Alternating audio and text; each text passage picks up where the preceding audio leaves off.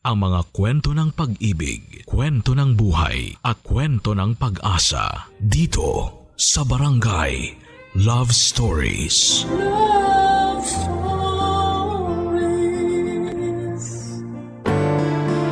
Handa ka bang akuin ang responsibilidad na hindi naman sa'yo? Kung kapalit naman noon ay magagawa kang mahalin ng taong mahal mo. Dear Papa Dudut, magandang araw po sa iyo at sa ating mga kabarangay na nakikinig ngayon. Tawagin niyo na lamang po ako sa pangalang Andrea. 26 years old, tiga Bicol at isang certified na avid listener ng inyong programa. Sumulat ako para ibahagi ang ilang parte ng buhay ko na alam kong kapupulutan ng aral ng libu-libong kabarangay nating nakikinig ngayon. Papadudot, high school pa lamang ako ay nagbabanat na ako ng buto. Panganay kasi ako sa 4 na magkakapatid. Wala na akong nanay at ang tatay ko naman ay extra lamang sa pagtatrabaho sa may katayan ng baboy. Isa siya sa mga kumakatay doon at nagbebenta ng mga karne. Ako naman bilang panganay ay pinagsasabay ang pag-aaral at pagtatrabaho. Kapag wala kaming pasok sa eskwela ay nasa palengke ako at nagtitinda ng gulay. Kapag hindi naman araw ng palengke, naglalako ako ng mga kakanin at iba pang mga merienda sa mga kapitbahay. Papadudot, pahinto-hinto rin ako sa pag-aaral noon, kaya 18 years old na ako nang nakagraduate ng high school. Doon lang din ako pinayagan ni tatay na lumuwas ng Maynila para magtrabaho. Nakitira ako sa tiyahing kong masungit at nagtatrabaho rin bilang bantay sa karinderya niya. At dahil sa bahay niya rin ako tumutuloy, araw-araw ko rin yung nililinis. Nakakapagod ang naging trabaho ko sa kanya pero napakaliit naman ng sweldo na ibinibigay niya sa akin. Kaya naman, makalipat ng trabaho ang gusto ko. Nangyari yon sa isang cafeteria na may malaking sweldo. At umupa na lamang ako ng isang maliit na kwarto na para sa sarili ko. Papadudot, nang makapagtrabaho ako sa cafeteria na yon, kahit papaano ay malaki na ang pera na naipapadala ko sa bahay namin sa probinsya. Kaya naman mas pinagbuti ko pa ang pagtatrabaho ko. Ayoko ng kahit na anong distractions, lalo na kung tungkol sa love life. Para sa akin kasi ay panggulo lamang ang pakikipagrelasyon sa mga plano ko sa buhay. Ayoko munang mag-commit sa love hanggat hindi pa ayos ang lahat sa buhay ko. Hanggat hindi ko pa natutupad ang pangako at pangarap ko para sa pamilya ko at sa sarili ko. Kasi meron talagang isang tao na darating sa buhay mo para baguhin ang pananaw mo. Papadudot, sinabi ko na wala akong oras na makipagrelasyon. Pero hindi naman ang magka-crush. Dahil pagkalipas ng ilang taon kong pagtatrabaho sa cafeteria ay meron akong naging crush na regular customer namin. Hindi ko alam ang pangalan niya pero palagi niyang binubuo ang araw ko sa tuwing o-order na siya ng pagkain para sa tanghalian niya. Akala ko, Papadudot, ay magiging inspirasyon ko lang siya habang nagtatrabaho ako. Pero siya na pala ang babago ng pananaw ko, pati na rin sa buong buhay ko.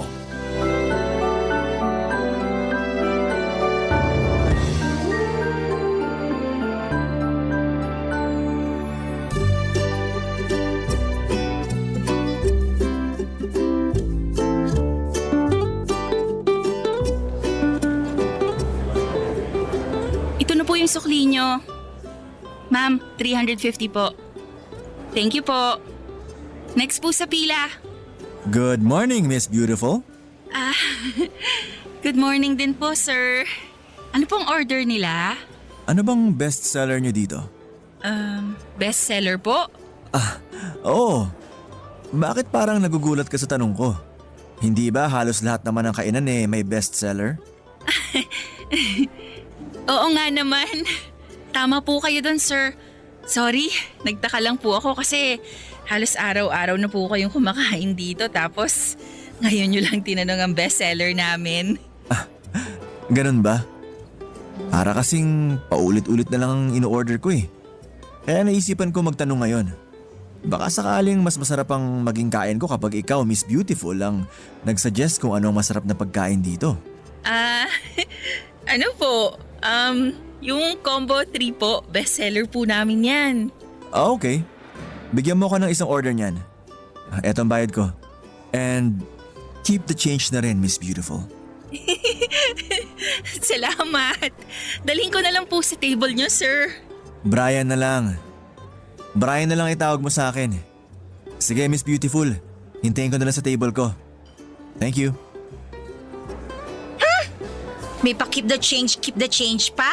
Piso lang naman yung sukli. Uy, grabe ka. Hindi mabubuo ang 1,000 kapag walang piso, no? Tsaka Bel, narinig mo yun? Tinawag niya akong Miss Beautiful. Grabe! Ang gwapo-gwapo niya talaga sa malapitan. Oo nga eh. At halatang gwapo ka talaga sa kanya. Oh, halos mapunit na kasi ang mukha mo sa sobrang laki ng ngiti mo. Naku, sigurado ako. Ramdam niya na may gusto ka sa kanya, kaya nagpapakyut yan sa'yo. Uy, nagpigil naman ako ng kilig ko. Gwapo niya lang talaga at ang sarap-sarap titigan ng mga mata niya. Ay, eto na naman po kami. Pasalamat ka at walang masyadong customer dito sa cafeteria. Kaya may time kayong maglandian dyan sa counter. Landian talaga? Ay, ano ba bang tawag mo doon sa mga titigan nyo kanina? Sayang nga, wala akong cellphone dito sa bulsa ko. Kasi alam mo, ang sarap nyong kuhaan ng video habang naglalandian. Ang lakas nyo maka-toothpaste commercial, girl! Eto naman, panhira talaga ng kilig moment to eh.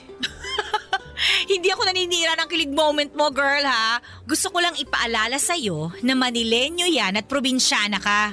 O ano naman ngayon? Siyempre, alam mo naman na naglipa na rito sa Maynila ang mga lalaki may masasamang budhi at hindi magandang intensyon sa inosenteng kagaya mo. Hindi ko naman nilalahat ha, pero mabuti na rin yung nag-iingat ka pa rin. Mukha namang mabait si Brian. Disente pang tingnan. Tsaka halatang may pinag-aralan.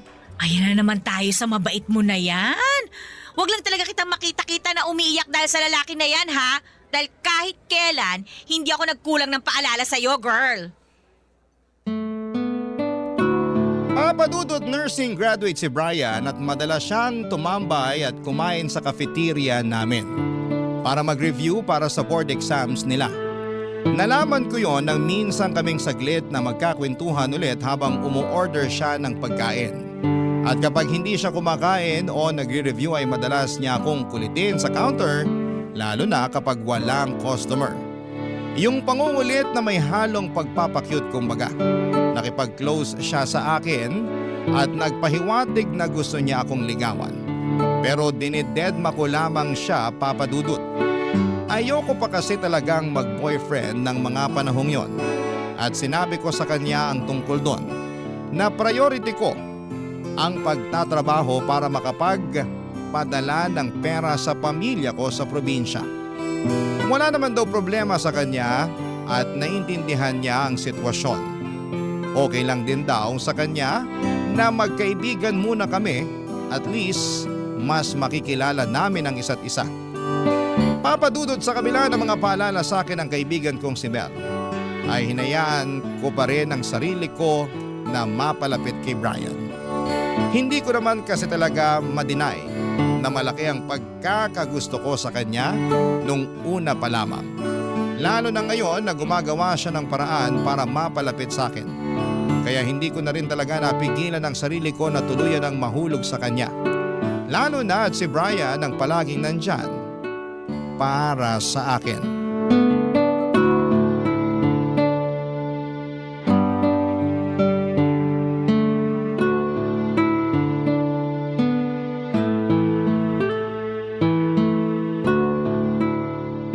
Hello, Tay! Kumusta na po kayo dyan ng mga kapatid ko? Nakuha niyo po ba yung pinadala kong pera kahapon? Oo, anak. Nakuha ko na kagabi. Salamat ha. Eto nga't kabibili ko lang ng supplies dito sa bahay.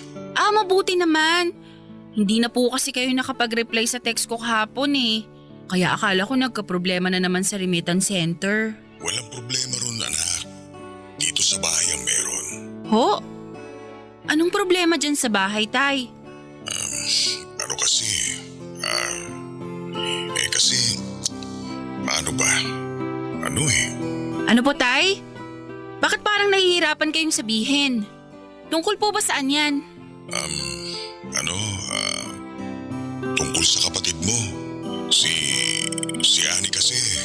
Oh, ano pong problema kay Annie? Tay, pinapakaban nyo naman ako eh. May bagsak bang grades ang batang yan? Nakipag-away ba sa school? Nag-guidance? Andrea, anak. Buntis si Annie. Buntis yung kapatid mo. Ano po?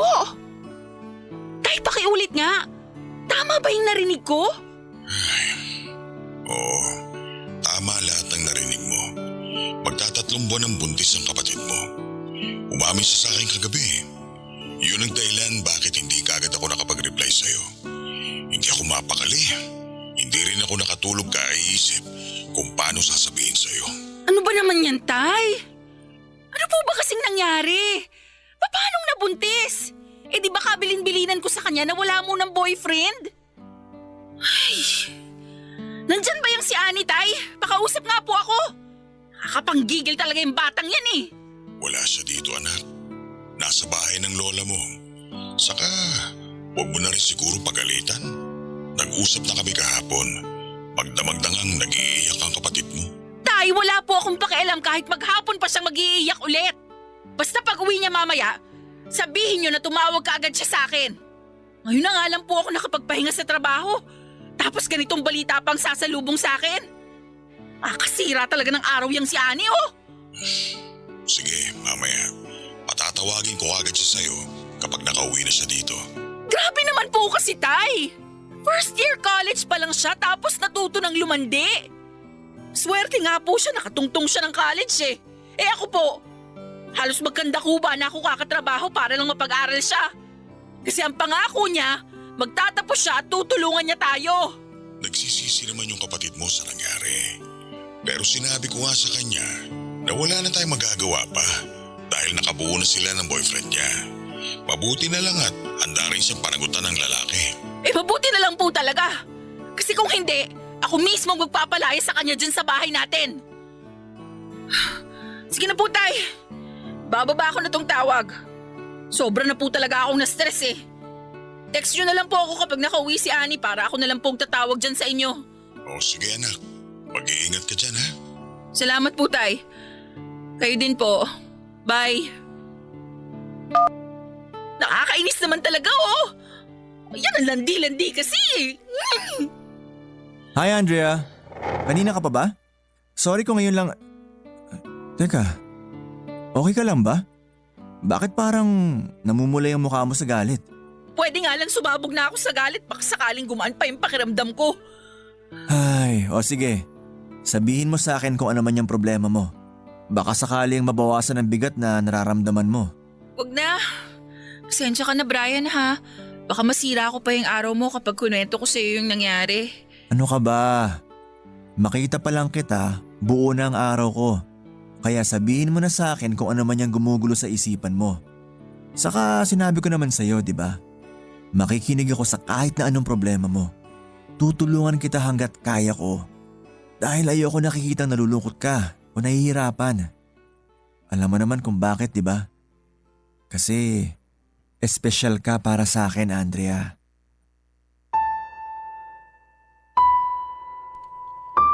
Papadudot, hindi ko alam kung bakit parang sobrang unfair ng pamilya ko sa akin. Ginagawa ko ang lahat para mapabuti ang buhay nila. Naming lahat. Kaya nga hindi na ako nagpumilit pa na tumuloy sa pag-aaral ko sa college at lumuwas na lamang ng Maynila para magtrabaho. Kasi gusto ko na hindi man ako nakapagtapos ng pag-aaral, napagtapos ko naman ang mga kapatid ko at magtulungan kami na mapabuti ang buhay namin. Pero hindi na yata nila pinapahalagahan ang ginagawa ko. Hindi nila sineseryoso ang mga pagsasakripisyo ko para sa kanila. Kaya minsan ay hindi ko maiwasan ang makaramdam ng pagod sa mga ginagawa ko. At sumama ang loob ko dahil sa pamilya ko. Papa Dudut, huminto na lamang muna ang kapatid ko sa pag-aaral. Ang dalawa ko pang kapatid na lalaki muna na nasa high school ang sinusuportahan ko sa pag-aaral nila. Pero nalaman namin na medyo maselan pala ang pagbubuntis ni Annie. Kaya nakiusap ang tatay ko na dagdagan ng pera na pinapadala ko sa kanila. Siyempre wala naman akong nagawa kung hindi ang mag-overtime sa trabaho. Wala din naman kasing trabaho ang boyfriend niya at hindi rin masyadong nagbibigay ng suporta ang mga magulang nito. Isa pa'y naaawa din naman ako sa kanila lalo na sa kapatid ko. Kaya hanggat kaya ko ay sinusuportahan ko muna ang pagbubuntis niya. Papa Dudut, mabuti na lamang kahit papaano ay palaging nasa tabi ko si Brian. Pinaparamdam niya sa akin na kahit parang hindi ako pinapahalagahan ng pamilya ko, nandyan naman siya para iparamdam na importante ako sa buhay niya. Palagi siyang nakikinig sa mga kwento ko, Papa Dudut, na minsan ay paulit-ulit na lamang. Pero sinasamahan niya ako sa mga oras na nadadown talaga ako. Hanggang tuluyan na ngang nahulog ang loob ko sa kanya at nagkaroon kami ng relasyon. Barangay Love Stories. Barangay Love Stories. Papa Dudut, eto na yung point na kailangan kong balansehin ang lahat. Ang pagiging girlfriend ko kay Brian at ang pagiging anak at ate sa pamilya ko. Ayoko rin kasing maging responsable kaya ginawa ko ang lahat para hindi ko mapabayaan ang responsibilidad ko sa kanila. At mula nga nang malaman kong buntis ang kapatid kong si Annie, todo bantay sarado na nga ako sa kanya. Naging limitado na rin po ang perang pinapadala ko kina tatay kasi nalaman ko na may trabaho na pala ang boyfriend ng kapatid ko. At ayokong iasa nila sa akin ang lahat ng mga gastusin sa pagbubuntis ni Annie. Gusto kong maging responsable din siya sa sitwasyon na pinasok niya. Samantala, Papa Dudut, kaming dalawa ni Brian naging maayos naman ang relasyon sa paglipas ng mga buwan. Masaya ang pagsasama namin bilang magkasintahan. Pero syempre hindi talaga maiiwasan ang mga problema. Habang tumatagal kasi, mas nakikilala ko ang totoong ugali ng boyfriend ko. May mga bagay din kaming hindi na pagkakasunduan. Papa Dudut, sobrang seloso kasi ni Brian to the point na pati ang mga kababata kong sina Ronnie na nangungumusta lamang sa akin sa chat binibigyan niya ng mali siya at iba pang mga tao sa paligid ko. Pero sa kabila ng mga yon, Papa Dudut, may napansin akong kakaiba sa kanya. Para kasing may mga nililihim siya sa akin. Yung tipong seloso siya pero parang siya pa yung mas may tendency na gumawa ng kalokohan. Ewan ko kung paranoid lamang ba ako dahil sa mga paulit-ulit na paalala sa akin ni Belle o sadyang gumagana ang women's intuition ko sa relasyon naming dalawa. Hanggang isang araw ay may napatunayan nga po ako, Papa Dudut.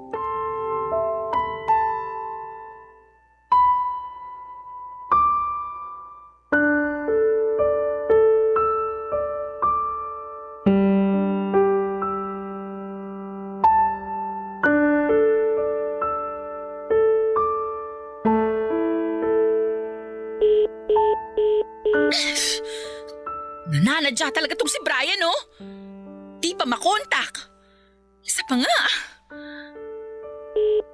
Buwisi talaga, oh. Malapit na ako mag-in sa trabaho. Teka, nandiyan na yata si Belle. Belle, halika muna dito. O bakit? Duty na tayo, ha? Halika muna saglit. May sasabihin lang ako sa'yo. Ayan, dito na lang. Wala naman sigurong makakarinig sa atin dito. Aba girl, ano bang meron ha? Bakit kailangan dito pa tayo sa stockroom mag-usap? Krimen ba yan? Bel, may problema ako. Nilapitan kita kaagad kasi hindi ko na talaga alam kung anong gagawin ko. Ganito, bale, mahigit 1 buwan na kasi akong di tinatatnan. Hala? O tapos? Tapos syempre, hindi na ako mapakali. Araw-araw na akong kinakabahan kaya ayun, nag-PT ako. Nag-pregnancy test ka? Oh, anong resulta? Uy, Andrea, ano? Positive o negative? Ito, Ano ba yan, Andrea? Seryoso ba yan? Buntis ka talaga? ito yung sabi eh. Pangatlong try ko na nga to. 2 linya pa rin yung lumalabas. Ano ko ba naman, girl? Ano ba yung pinasok mo? Ikaw itong nagsabi sa akin na never ka magpapabuntis nang wala sa oras, di ba? Alam ko. Huwag mo nang ipagduldulan sa mukha ko. Nasistress na nga ako eh. Salita ka kasi ng salita ng tapos eh. Ayan tuloy. Ano na lang ang sasabihin ng pamilya mo niyan? Tsaka girl, nasabi mo na ba kay Brian yan? Hindi pa nga eh. Kasi nga may iba pa kaming problemang inaayos. Alam mo naman na ilang linggo na kaming nagkakalabuan, di ba? Sabi niya busy lang siya sa pagre-review niya. Pero parang hindi naman. Saka ayokong pagsabay-sabayin lahat. Lalo lang kaming magkagulo. Tapos ilang araw ko na rin siyang hindi makontak. Ano? Andrea, yan ang nga ba yung sinasabi ko sa'yo eh. Bel, paano na to? Ay naku, pati tuloy ako nai-stress sa'yo. Ang pinakamabuting gawin mo ngayon, ha? Huwag mong tigilan ang katatawag dyan sa Brian na yan. Ipaalam mo sa kanya ang sitwasyon mo. Kaya magalit siya o ano, ang mahalaga, malaman niya. Aba, cargo niya yan ano? Paano nga kung hindi na siya magpakita? Yan ang ipagdasal mo na wag naman sana mangyari. Kasi Andrea, napakalaking responsibilidad ng ipinagbubuntis mo. Alam mo yan. Kung bakit naman kasi hindi ka nakinig sa akin eh. Dapat nung una pa lang, iniwasan mo na talaga ang Brian na yan eh. E di sana wala kang ganyang problema ngayon.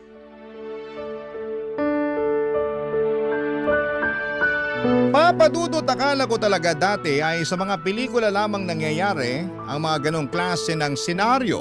Yung luluwas ng Maynila ang isang probinsyanang babae, makakakilala ng gwapong Manileño, mabubuntis at pagkatapos ay hindi na magpapakita o magpaparamdam pa sa kanya kahit kailan. Nakakatuwa na nakakagalit kasi parang nananadyang kapalaran. Para bang may boses sa loob ko na nagsasabing yan kasi nagpaloko ka. Yan kasi mahilig kang magsalita ng tapos. Papadudot, hindi ko na nga muli pang nakontak o nakita si Brian pagkatapos kong makatanggap ng isang text mula sa kanya na nakikipaghiwalay na siya sa akin. Walang kahit na anong paliwanag kung bakit kahit sinabi ko sa kanya na buntis ako at siya ang ama. At hindi na nga siya muli pang nagparamdam sa akin. Papadudot, walang gabi na hindi ako umiiyak ng dahil doon.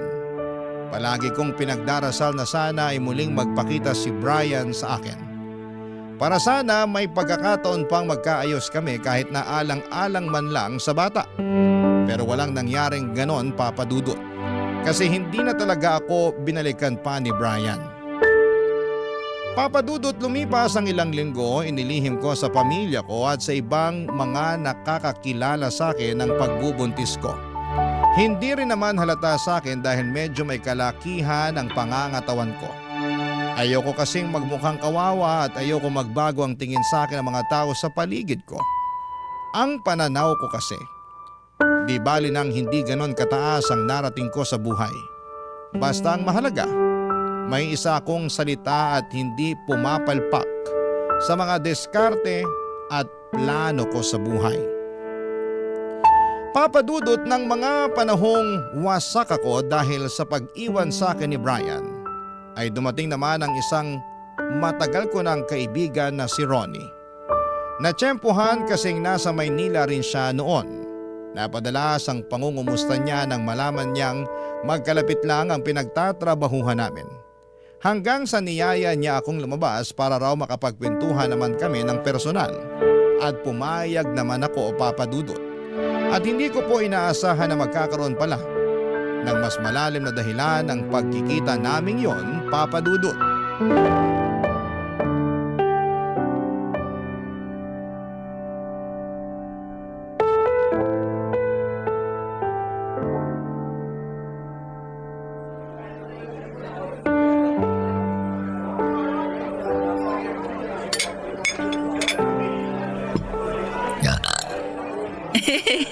Sorry.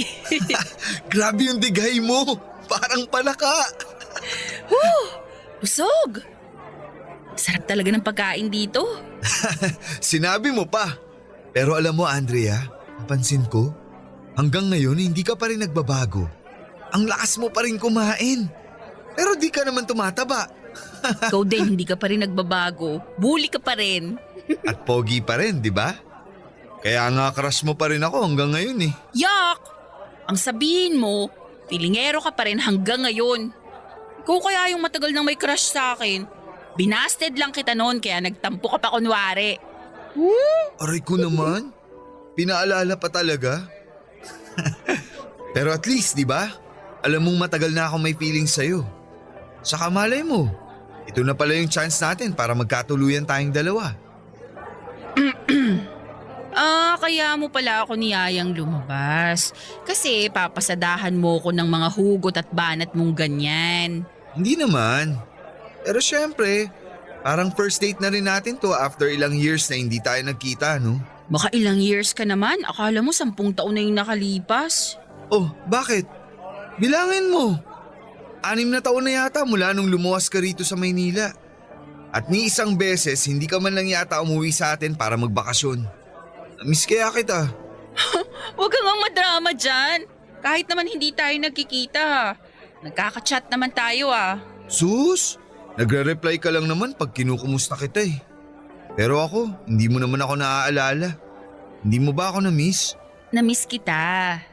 Pati yung mga kaklase natin nung high school, yung mga naging teacher natin dati, yung paborito nating lugawan sa likod ng school, yung park na paborito nating tambayan, yung bahay namin, si tatay, si Ani.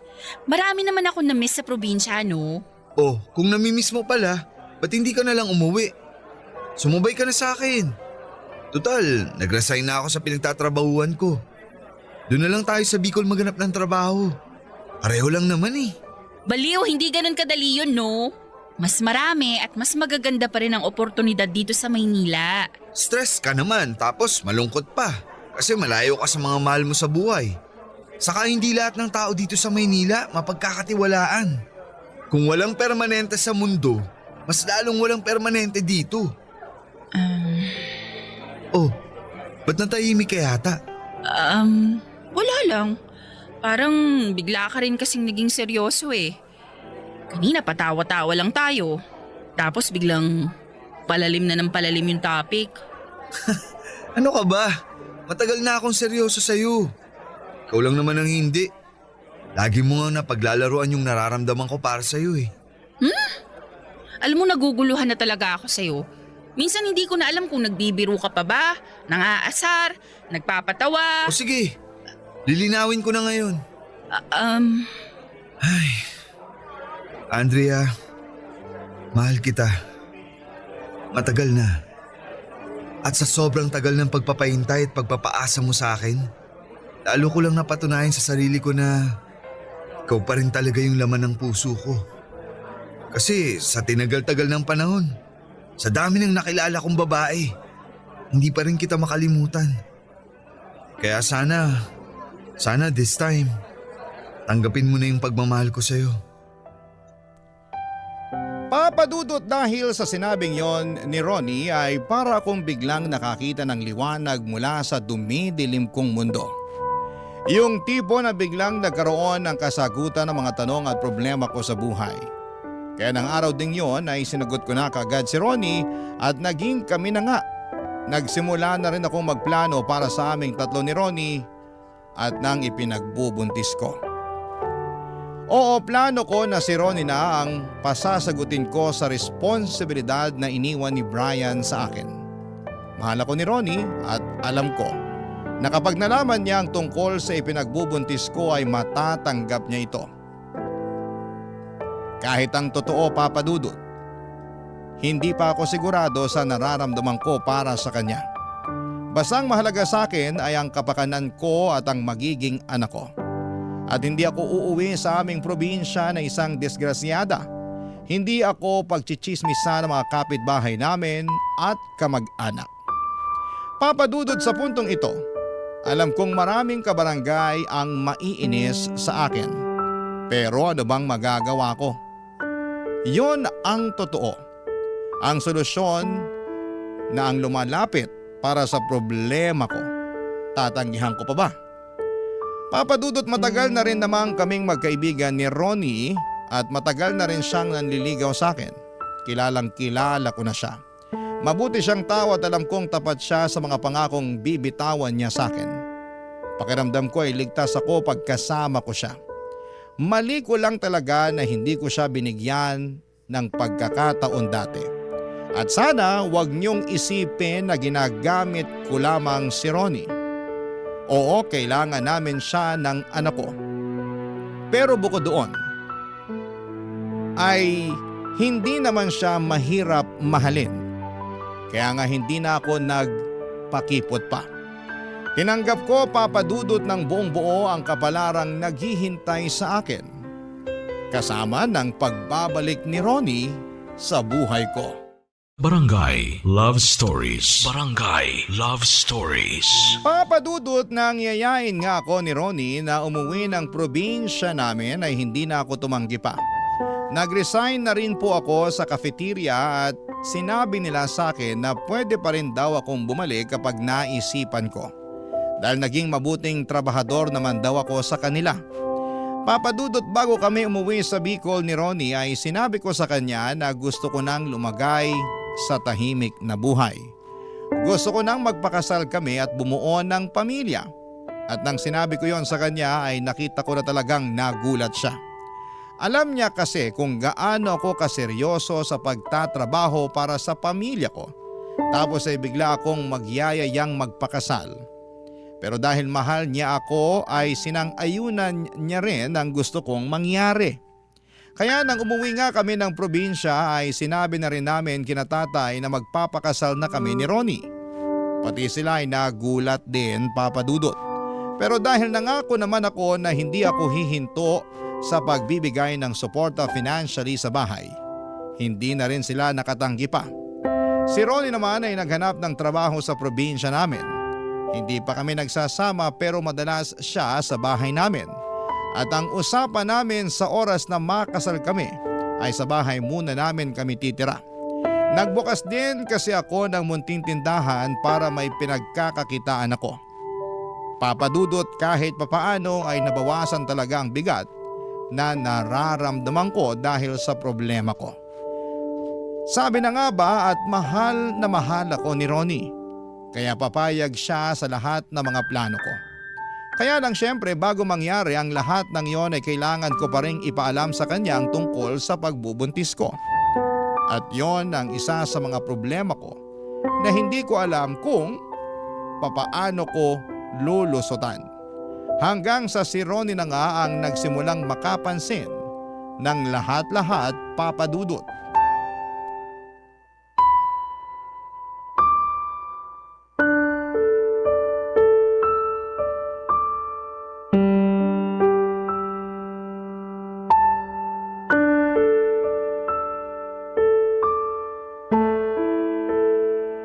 Andrea, alam mo, may napapansin ako sa'yo nitong mga nakaraang araw. Parang masyado yatang maluluwag ang sinusuot mong mga damit. Ha? Ano kasi?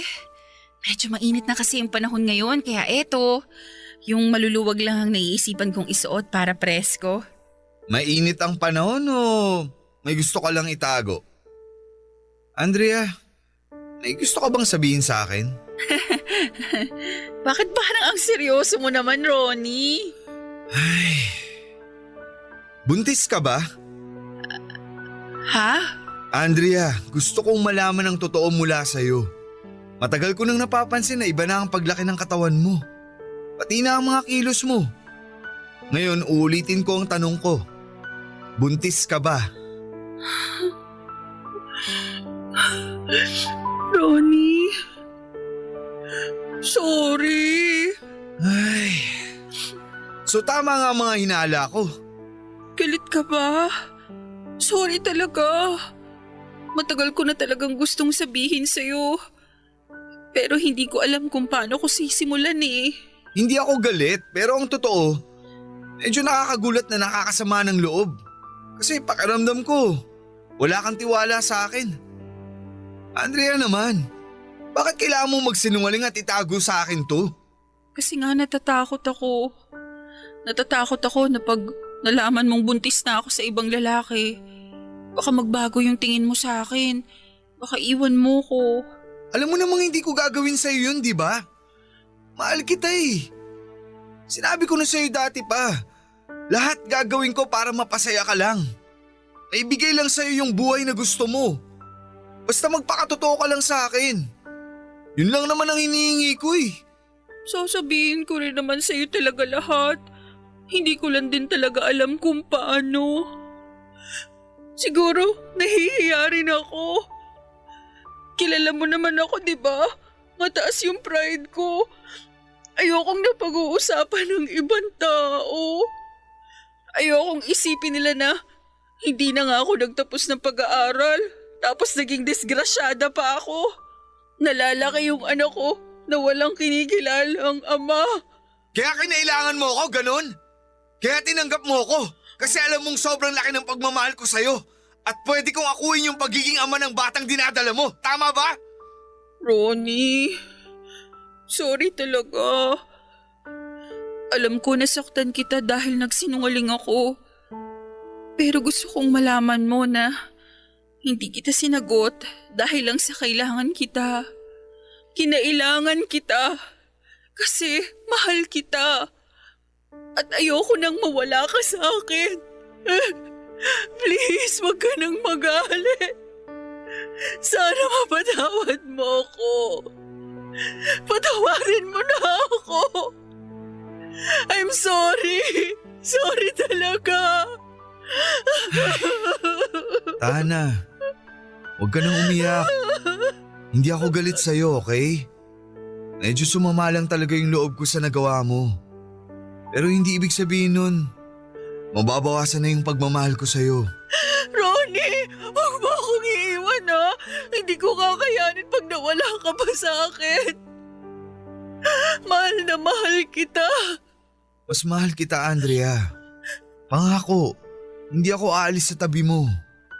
Aalagaan kita at ang magiging anak natin. Hindi ko kayo pababayaan.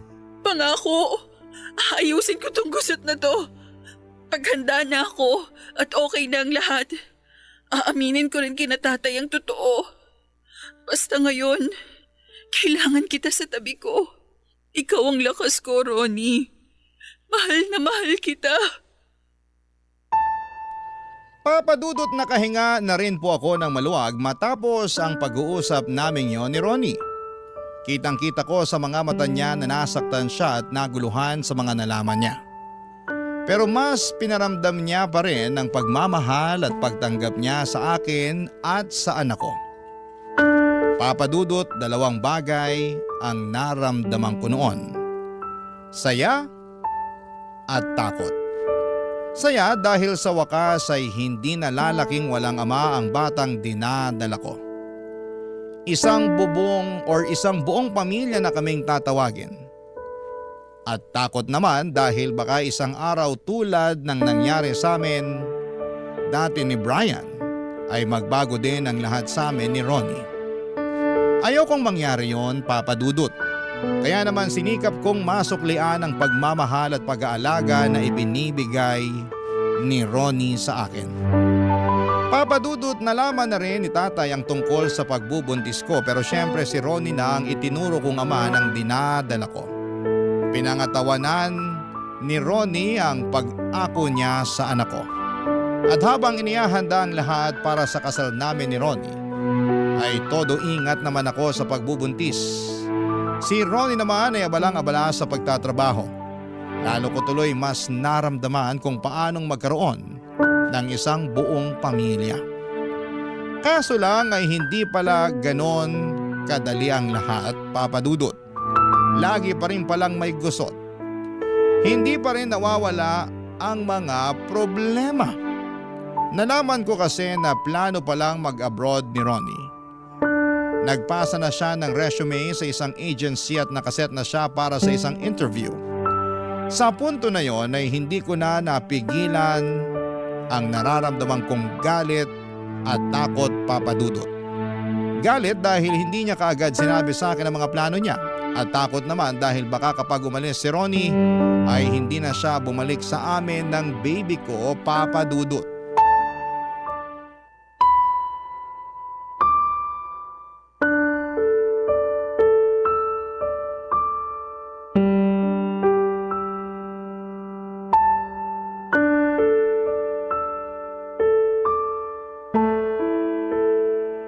Ano ba kasing ikinagagalit mo?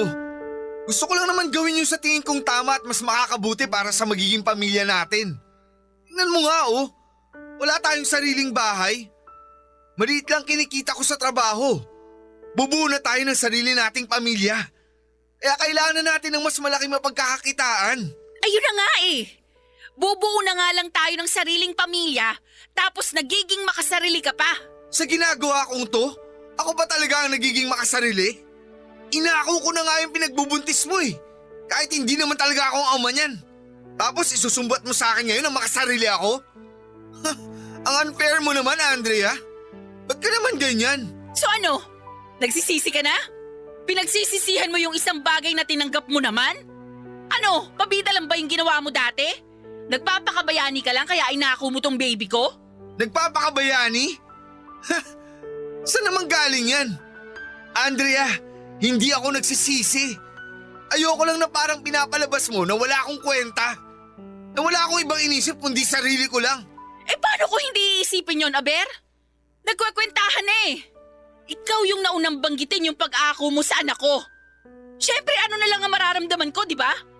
Di mo kasi ako naiintindihan eh. Ako muna kasi ang intindihin mo. Huwag yung puro ikaw. Isipin mo muna tong sitwasyon natin bago mo pairalin ang init ng ulo mo at pagtasan ako ng boses dito. Ano ba nangyayari dito? Sa labas pa lang ng bahay, rinig ko na yung sigawan yung dalawa. Hindi ba kayo pwede mag-usap na masinsinan? Pasensya na po, Tay. O Andrea, ba't nananahimik ka? Baka may gusto ka sabihin ngayon. Wala po, Tay. Pasok na ako sa kwarto, magpapahinga na ako. Tama ba yung narinig ko kanina? Totoo bang hindi si Ronnie ang ama ng dinadala mo? Tinatanong kita, Andrea! Andrea, sabihin mo na kasi. Para matapos na rin tong pagtatago natin. Okay, sige. Sasabihin ko na ang lahat. Tama po yung narinig niyo, Tay. Hindi si Ronnie ang ama ng anak ko. Pinalabas ko lang na siya kasi ayokong mapahiya sa inyo at sa mga kamag-anak natin. Kasi, di ba ako yung ma-pride? Nagsasabi na hindi magpapabuntis ng wala sa oras, na hindi magiging disgrasyada. Pero anong nangyari? Kabaliktaran lahat. Kaya eto na po yung totoo. Disgrasyada talaga ako. Nabuntis ako ng isang tiga Maynila. At pinaako ko lang kay Ronnie magiging anak ko. Pero anak, bakit? Bakit kailangan mo magsinungaling pati sa akin? Alam mo ba kung ano yung pinaparamdam mo sa akin ngayon? Na wala akong pinagkaiba sa mga taong huhusgahan yung mga maling nakikita sa'yo. Tingin mo ba magagawa ko yun sa'yo? Kasi tayo ako po yung may problema. Hindi ko kayang tanggapin na nagkamali ako. Na nagkamali yung panganay nyo. Na hindi ko matutupad yung pangako ko sa inyo. Hindi na nga ako nakapagtapos. Nabuntis pa ako ng isang irresponsableng lalaki. At ang hirap po, Tay. Kasi kinailangan ko pang saktan si Ronnie. Para lang may maitama sa mga nagawa ko. Andrea, alam ko naman na sa umpisa pa lang, hindi talaga magiging tayo kundi lang dahil sa bata. Pero minahal at tinalagaan pa rin kita. Ang hindi ko nga lang matanggap, yung nakikita mo lang ako bilang ama ng magiging anak mo. Bilang lalaki na sasalo ng responsibilidad mo. At hindi bilang asawa. Hindi bilang isang lalaking mamahalin mo rin ang buong buo. Anak, sana una pa lang. Sinabi mo na sa akin na ganito pala ang sitwasyon mo. Baka sakaling natulungan pa kita. Hindi na sana umabot pa sa ganito. Tay, sorry po. Ronnie, sorry. Pero gulong-gulo talaga ako ngayon. Hindi ko alam kung paano ko aayusin ang lahat ng walang nasasagasaan. Kasi ni sarili ko nga, hindi ko na matulungan. Hindi ko na mapatawad. Kaya tatanggapin ko kung sa puntong to, mahihirapan din kayong intindihin ako. Kasi sa totoo lang po, hirap na din akong intindihin ang sarili ko.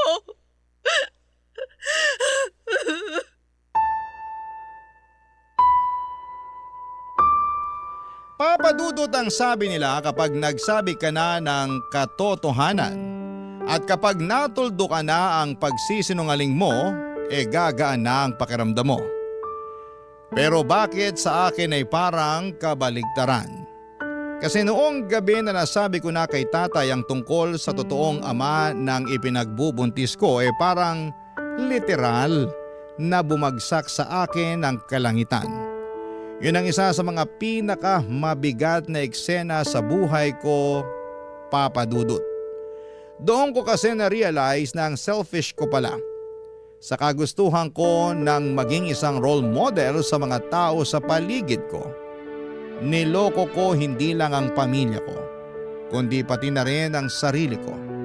Sa takot kong mapahiya sa mundo, nasaktan ko ang natatanging lalaking tinanggap ang buong pagkatao ko. At ang nakakapanghina pa doon, yung maiisip mong parang kahapon lang ay ang saya-saya mo. Parang kahapon lang ay okay na ang lahat at konti na lamang ay parang kumpleto na ang buhay mo, tapos ngayon ay biglang binawi na ng pagkakataon ang lahat. Papadudod sa ngayon ay mag-isa na muna akong nakikipagsapalaran at inaayos ang lahat ng problema na meron ako. Mas pinili ko na munang ayusin ang sarili ko kaya lumuwas ulit ako ng Maynila at nagtrabaho. Nakapanganak na ako at mag-iisang taon na rin ang munti kong anghel. Siya rin muna sa ngayon ang nag-iisang pinaguhugutan ko ng lakas at inspirasyon para magpatuloy sa buhay. Pero syempre nandyan pa rin si tatay na umaalalay din sa akin sa kabila ng lahat ng mga nangyari at pagsisinungaling ko sa kanya. Tungkol naman po kay Ronnie, hindi pa kami nagkakaayos pagkatapos ng huling pag-uusap naming yon, Papa Dudut. Aaminin ko na nami-miss ko na si Ronnie at napamahal na rin siya sa akin. Pero pareho pa namin kailangan ng panahon para maghilom.